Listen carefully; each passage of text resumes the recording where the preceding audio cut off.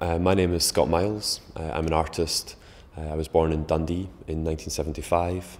I studied at Duncan Jordanstone College of Art, which is not that far from here. And I also carried out my portfolio course in Arbroath College, in which we used bricklayers, apprentice bricklayers, to make this site-specific artwork, which is titled Displaced Facade for DCA. The title, this production, it has, I suppose, multiple meanings or readings. I use text and language quite often in my work in screen prints, and one reading, I suppose, could be to do with this piece, Stabila, black and blue.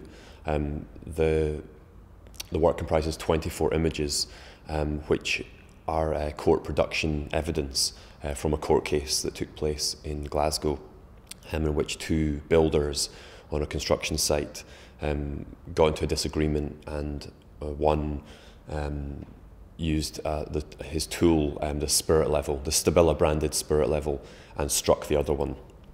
So what I've made a work which is it's 24 images which correlate directly to the number of images that I was given from the lawyer, and they're marked indexically with this alphabet, and they're printed, they're screen prints and lithographs, and they're presented in a horizontal line, and they're printed in a tonal palette of black and blue, which of course could refer to bruising, and the images, they move from blue through to black, and the image kind of appears and disappears, which leads you down this corridor towards this next work in the gallery space.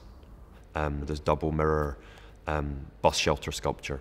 The title is Analysis, in brackets mirror, and it's two found objects, two decommissioned bus shelters, which I took from the street in Glasgow, and they've been sprayed with this silver, the precious metal silver, and then lacquered to stop the metal oxidizing. And in effect, they have this mirror surface, and the object is reflecting all the artworks in the room, and also the viewer who's experiencing the works in the space.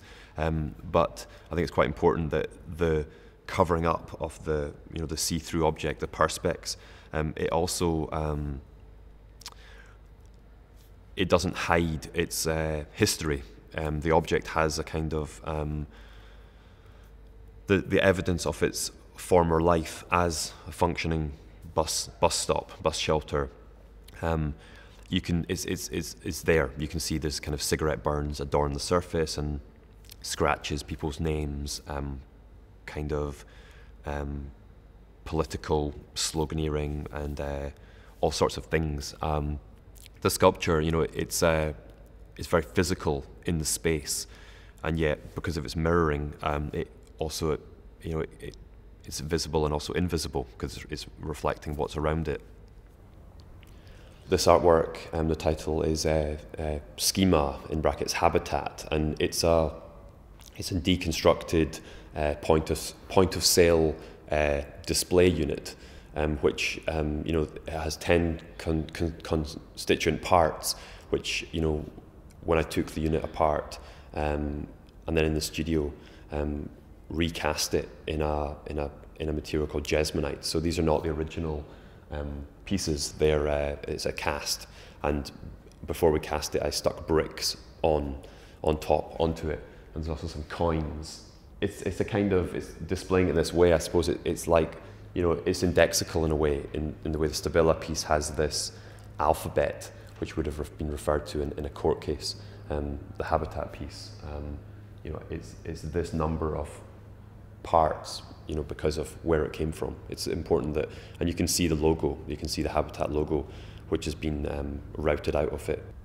I think of exhibitions that I make as a kind of spatial, they have kind of spatial relationships. I make autonomous works, but how I install them, for me, they're interrelationship, and how the viewer moves through the space is very important. So in this case, moving from the smaller gallery into the larger gallery and coming upon this brick wall, which then as you continue, the wall kind of like fractures and opens up. I think it's quite interesting, depending on the viewer's point of view, the wall could appear as one complete structure, or from another angle, it opens up into these three constituent parts. But I suppose for me also, the brickwork in this building has a resonance to my memory of it being a former, like an empty, disused garage space. When I was at art school here, I actually used to skateboard in the building. Of course, the walls were unclad and the exposed brickwork was visible. So for me, it could also be a kind of portrait of this brick building in a sense. This idea of understanding an artist's work through where they come from, I think it maybe is somewhat bogus in that, I read there's a quote from Milan Kundera in which he's talking about the sort of pointlessness of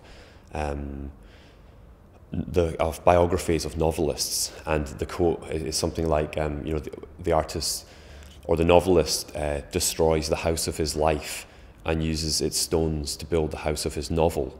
So in effect, what's the point of trying to kind of redo what a novelist or an artist has undone?